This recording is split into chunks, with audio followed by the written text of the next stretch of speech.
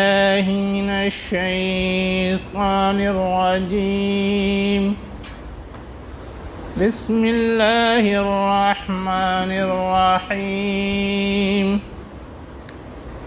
فلما رجعوا إلى أبيهم قالوا يا أبانا منع منا الكيل فأرسل معنا أخانا نقتل وإنا له لحافظون. قال هل آمنكم عليه إلا كما أمنتكم على أخيه من قبل فالله خير حافظا وهو أرحم الراحمين. ولما فتحوا متاعهم وجدوا بضاعتهم ردت إليهم قالوا يا أبانا ما نبغي هذه بضاعتنا ردت إلينا ونمير أهلنا ونحفظ أخانا ونزداد كيل بعير ذلك كيل يسير. قال لن أرسله معكم حتى تؤتوني موثقا من الله لا تأتونني به إلا أن يحاط بكم. فلما آتوه موثقهم قال الله على ما نقول وكيل. صدق اللہ العلی العظیم. شروع اللہ کے نام سے جو انتہائی مہربان ہمیشہ رحم فرمانے والا ہے. پس جب وہ اپنے والد کے پاس لوٹے تو انہوں نے کہا اے ہمارے ابو جان ہمیں ناپ کر غلہ دینے سے روک دیا گیا ہے، بس آپ ہمارے ساتھ ہمارے بھائی کو بھیجیے تاکہ ہم غلہ لا سکیں، بے شک ہم اس کی حفاظت کرنے والے ہیں. کہا کیا میں تم پر بھروسہ کروں جیسا کہ میں نے بھروسہ کیا تھا اس کے بھائی کے سلسلے میں اس سے پہلے؟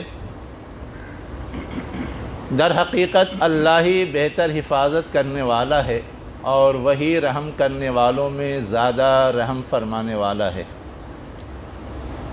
اور جب انہوں نے اپنا سامان کھولا تو اس میں اپنا مال موجود پایا جو انہیں لوٹا دیا گیا تھا. انہوں نے کہا اے ہمارے ابا جان ہمیں کیا چاہیے؟ یہ ہمارا سامان ہمیں لوٹا دیا گیا ہے اور ہم اپنے گھر والوں کے لیے جا کر کے غلہ لائیں گے اور اپنے بھائی کی حفاظت کریں گے، اور بھائی کو ایک اونٹ زائد غلہ ملے گا، یہ ہمارے لیے زیادہ آسانی کی چیز ہوگی. کہا میں ہرگز اسے تمہارے ساتھ نہیں بھیجوں گا یہاں تک کہ تم ہمیں ایک مضبوط عہد اللہ کے نام پہ دے دو کہ تم اسے واپس ساتھ لاؤ گے، الا یہ کہ تم گھیر لیے جاؤ. پس جب انہوں نے اپنا عہد دیا تو انہوں نے فرمایا میں جو کچھ ہم کہہ رہے ہیں اس پہ اللہ کو ضامن بناتا ہوں. یہ سورہ یوسف کی آیات نمبر 63 تا 67 ہیں جو میں نے آپ کے سامنے پڑھی ہیں. قرآن مجید میں بہت سے انبیاء اور اقوام کے قصے بیان ہوئے ہیں عبرت، نصیحت اور رہنمائی کے لیے، لیکن اس میں یوسف علیہ السلام کا قصہ بیان کرتے ہوئے اللہ تعالیٰ نے فرمایا کہ یہ تمام قصوں میں سب سے بہتر قصہ ہے.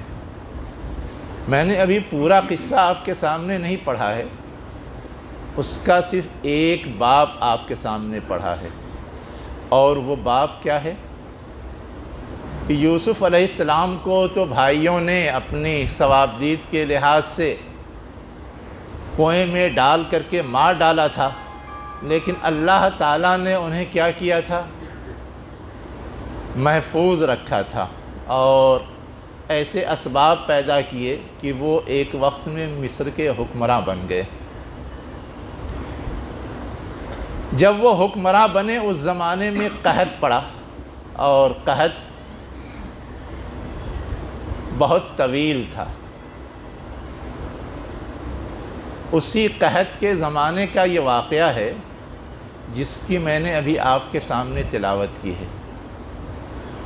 واقعہ یہ ہے کہ قحط پڑا تو نہ صرف وہاں جہاں یوسف علیہ السلام حکمراں تھے یعنی مصر میں، بلکہ آس پاس کے علاقے بھی متاثر تھے۔ اب اس قحط کی زد میں آپ کے خاندان کے لوگ، آپ کے والد، آپ کے بھائی بہن سب متاثر ہوئے، اور انہیں ضرورت محسوس ہوئی کہ مصر پہنچ کر کے وقت کے حکمراں نے جو ایک سہولت پیدا کی ہے کہ لوگ غلے لے جائیں اور اپنی زندگی بچانے کی کوشش کریں، تو ہم بھی جائیں اور غلے لے کر کے آئیں۔ گئے وہ غلہ لینے کے لیے، غلہ انہیں دیا، لیکن ساتھ میں ایک بات اور کہی کہ جو لوگ نہیں آئے ہیں ان میں جو معذور ہیں، بوڑھے ہیں، ان کو تو چھوڑ دو، لیکن باقی جن لوگوں کے نام گنا رہے ہو کہ یہ بھی ہیں ہمارے ریلیٹیو یا رشتہ دار، ان کے لیے بھی غلہ چاہیے، واقعتاً ہے یا نہیں اس کے پروف اور ثبوت کے لیے اس بار تو غلہ میں دے رہا ہوں، لیکن اگلی بار انہیں ساتھ لے کے آنا ہے، تاکہ پتہ چلے کہ ہمیں دھوکہ تو نہیں دیا ہے، ہمارے ساتھ کچھ فریب تو نہیں کیا ہے۔ تو انہوں نے کہا کہ جس بھائی کے نام پہ یہاں لے جا رہے ہو غلہ، اس بھائی کو لے کے آنا ہے۔ جب وہ لوٹے تو یعقوب علیہ السلام سے تذکرہ کیا، اگلی بار ہمیں اپنے بھائی کو لے کے جانا ہوگا تو ہمیں غلہ زیادہ ملے گا، اس لیے کہ تقسیم کی شکل یوسف علیہ السلام نے یہ رکھی تھی کہ ہر فرد کے لیے ایک اونٹ پر جتنا غلہ لادا جا سکتا ہے اتنا غلہ دیا جائے، وہ لے کر کے جائے اور استعمال کرے، جب ختم ہو پھر دوبارہ آئے۔ ایک ساتھ دے دینے میں بہت سارے دوسرے مسائل بھی پیدا ہوتے ہیں۔ جب یہ بات انہوں نے اپنے والد کو بتائی تو والد کے کان کھڑے ہو گئے۔ اس سے پہلے بھی یہ لوگ سیر و تفریح کے بہانے یوسف کو لے کے گئے تھے، وعدہ کیا تھا کہ حفاظت کریں گے اور حفاظت کیا نہیں، اور پھر لے کر کے اس کے بھائی کو جائیں گے، پھر پتہ نہیں کیا کریں گے۔ اسی کی طرف اشارہ ہے، اور اس اشارے کی روشنی میں کچھ چیزیں سمجھائی گئی۔ کیا کیا باتیں سمجھائی گئی ہیں، اصلاً ہمیں وہ سمجھنے کی ضرورت ہے۔ سب سے پہلی بات جو سمجھائی گئی وہ یہ ہے کہ عموماً اس طرح کی صورتحال آتی رہتی ہے گھروں میں کہ اولاد بگڑ جاتی ہے، اولاد نافرمان ہو جاتی ہے، اولاد آپس میں ایک دوسرے سے حسد اور دشمنی کا شکار ہو جاتی ہے، اس کی وجہ سے طرح طرح کی کارروائیاں کرتی ہے۔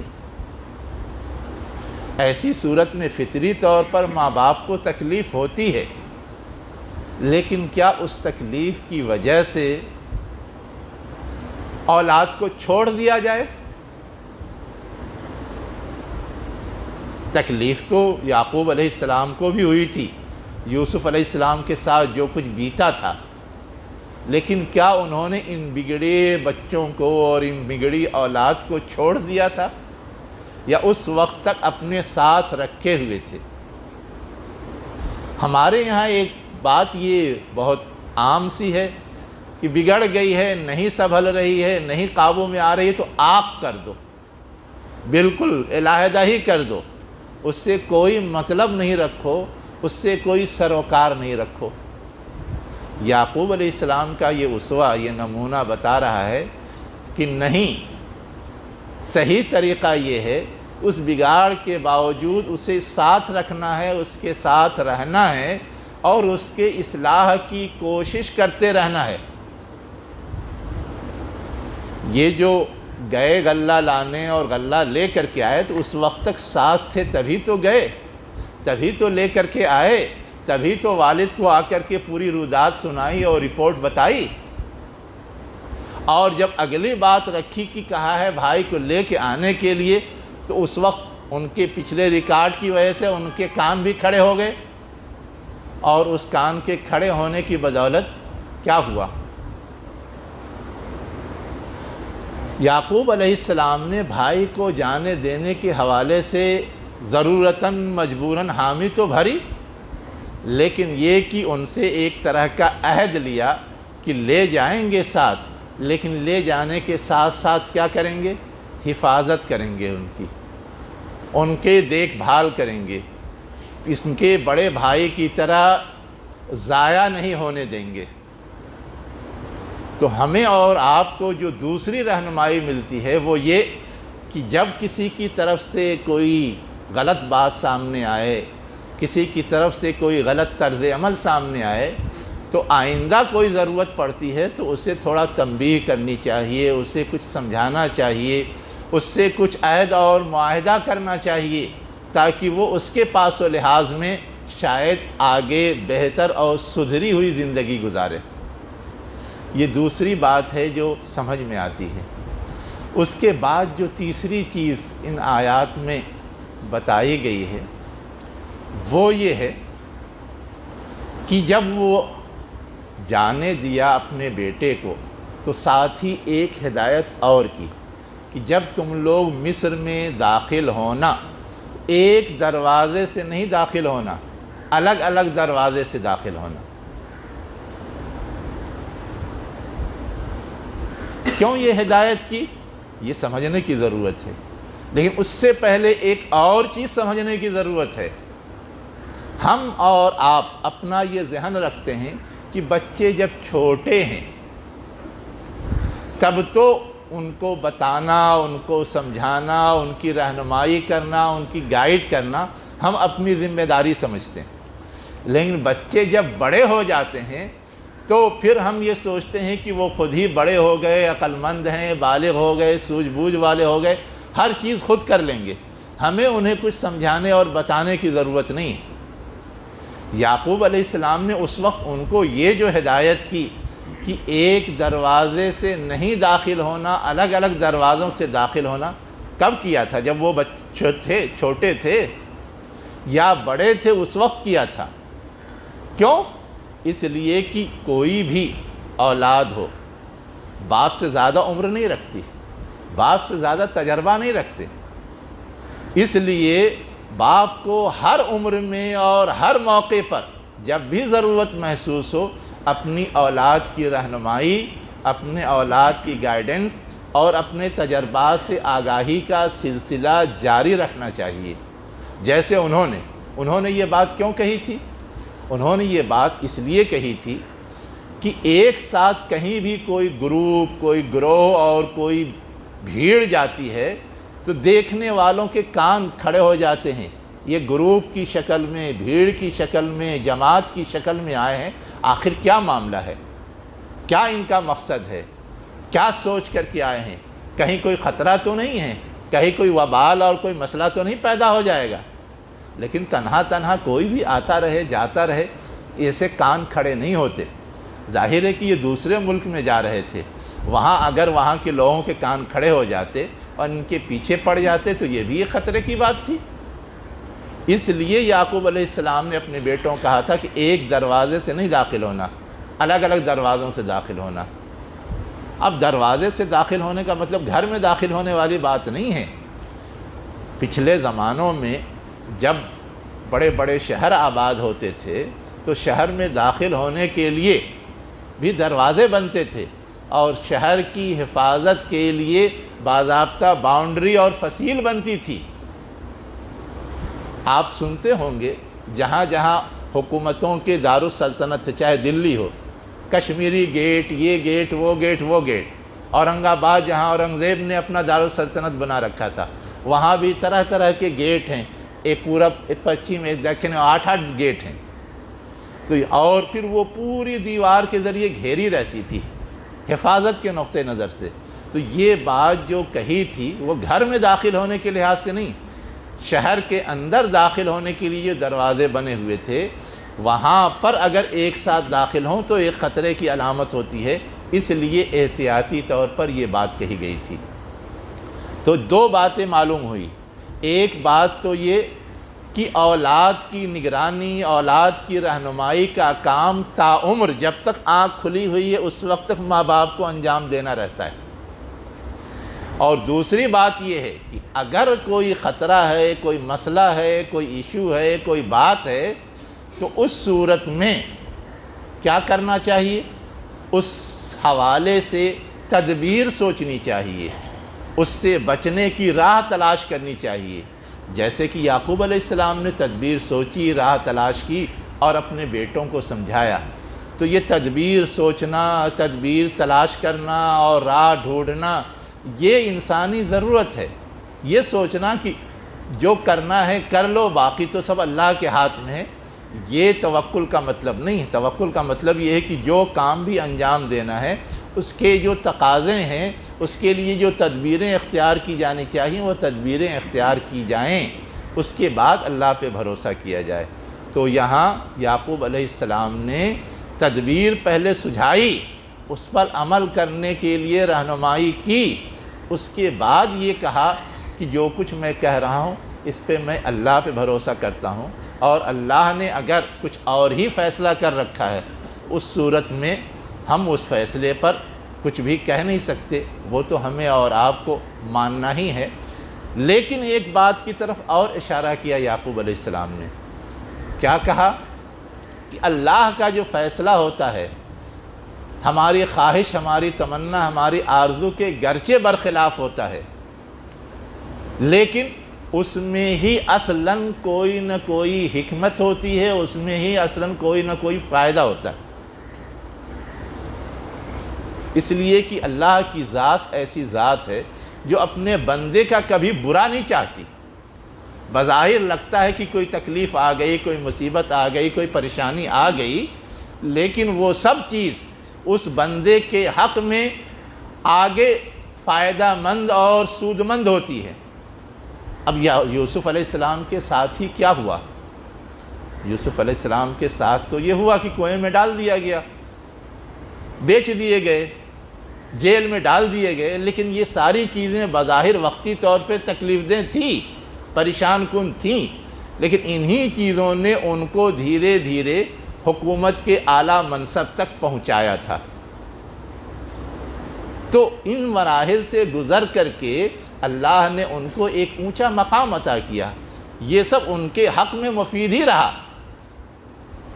ویسے ہی یہاں یعقوب علیہ السلام کو جو اندیشہ تھا کہ یہ بھائی کی حفاظت کر پائیں گے یا نہیں کر پائیں گے، اس اندیشے کی وجہ سے اپنی سی کوشش اور تدبیر تو کی، لیکن اس کے باوجود قصے کا اگلا حصہ یہ بتاتا ہے کہ بنیامین اس کے باوجود پکڑ لیے گئے یا گھیر لیے گئے، روک لیے گئے، اور اس روکنے کے نتیجے میں وقتی طور پہ تو تکلیف بھی ہوئی، وقتی طور پہ تو پریشانی بھی ہوئی۔ بھائیوں کے لیے یہ چانس نہیں رہا کہ کس منہ سے وہ والد کو جا کر کے ایکسکیوز کریں گے یا معذرت کریں گے، لیکن اسی روک لیے جانے نے جب بنیامین کو اور یوسف علیہ السلام کو ایک دوسرے کے قریب کیا اور دونوں نے ایک دوسرے کو پہچانا، اور اس پہچان کے نتیجے میں آئندہ کے لیے یہ راہ کھلی کہ یوسف علیہ السلام نے گھر کے سارے لوگوں کو مصر بلا لیا، ان کا اعزاز و اکرام کیا۔ تو اب یہ جو شکل پیدا ہوئی وہ اسی سے تو پیدا ہوئی۔ بظاہر شروع میں وہ تکلیف دہ نظر آ رہی، لیکن اللہ نے اس کے ذریعے ایک کتنی بڑی راہ کھول دی۔ یہ سارے لوگ جو پریشان حال تھے ان کو اعزاز و اکرام کے ساتھ بلایا گیا، اور وقت کے حکمراں کے زیر سایہ ان کے سارے انتظامات کیے گئے۔ تو یہ تو ان کے لیے ایک طرح سے راہ کھل گئی، سہولت کی، آرام کی، پریشانیوں کے ازالے کی۔ تو اللہ تعالیٰ جو کچھ کرتا ہے اس میں حکمت ہوتی ہے، فائدہ ہوتا ہے، یہ بات بھی سمجھائی گئی ہے۔ ان قصوں کو جب ہم پڑھتے ہیں تو ہمیں اس طرح کی جو عبرتیں اور نصیحتیں ہیں اسے تلاش کرنا چاہیے، اس پہ غور کرنا چاہیے اور اس کی روشنی میں اپنا طرز عمل طے کرنا چاہیے۔ اللہ مجھے بھی اس کی توفیق دے، آپ کو بھی اس کی توفیق دے۔ اقول قولی ھذا واستغفر اللہ لی ولکم اجمعین برحمتک یا ارحم الراحمین۔